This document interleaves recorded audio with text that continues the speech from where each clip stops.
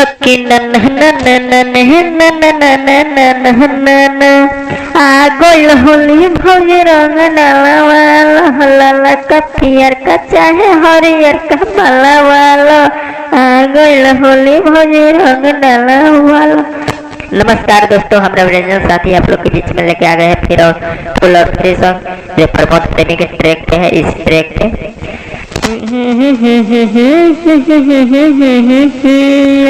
सब होखे हुनर बकर में हररू चाहे सुन, सब होखे हुनर बकर में हररू चाहे सुनर नहीं दहेज में मांगिल फॉर्चून। सब होखे हुनर नन नन नहीं न इसे ट्रैक लेके आ गए हैं आप लोग के बीच में फुल और फ्री सॉन्ग। होली का मैटर है। हाँ। इस बीच में हमारे चैनल पर नए हैं तो चैनल को करिए सब्सक्राइब और कमेंट करके जरूर बताइए कैसा सॉन्ग है। अपने दोस्तों में शेयर भी कर दीजिएगा और चैनल को सब्सक्राइब करिए, सपोर्ट करिए। आप लोगों को ऐसे ही फुल फ्री सॉन्ग सुनाते रहेंगे। चलिए मिलते हैं मुखरे आ गोइल होली भौजी रंग डाला वाला लाला का पियर का चाहे हरियर का माला वाला। हकिया गोइल होली भौजी रंग डाला वाला लाला का पियर का चाहे हरियर का माला वाला।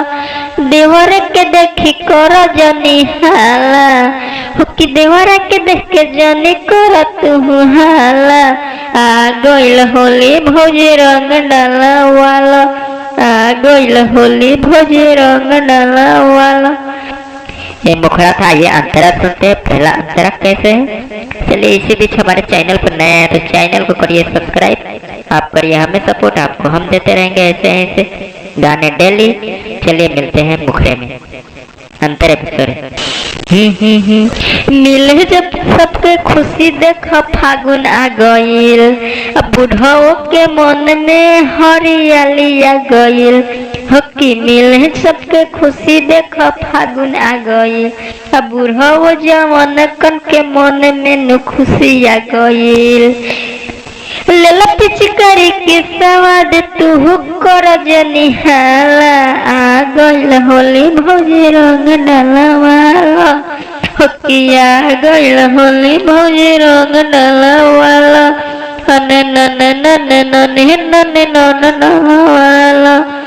एक पहला मुखड़ा था, आइए अंतरा सुनते हैं। पहला अंतरा, एक पहला अंतरा था, दूसरा अंतरा सुनते हैं। सॉरी गलत हो गया था। चलिए दूसरा अंतरा सुनते हैं। नाम वाला अंतरा कैसा है? इस बीच हमारे चैनल पर नए हैं तो चैनल को प्लीज सब्सक्राइब और लाइक। चलिए मिलते हैं दूसरा अंतरा। कि सब लोग जो गिरा गा के मजा लुटे रे, आज भातारा के छोड़ देवर से मजा ले ले रे।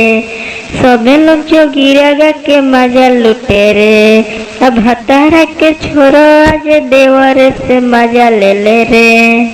राइटर रविरंजन खाली तोहरे में डाले, आ गइल होली भौजी रंग डाला वाले। हकिया गइल होली भौजी रंग डाला वाले।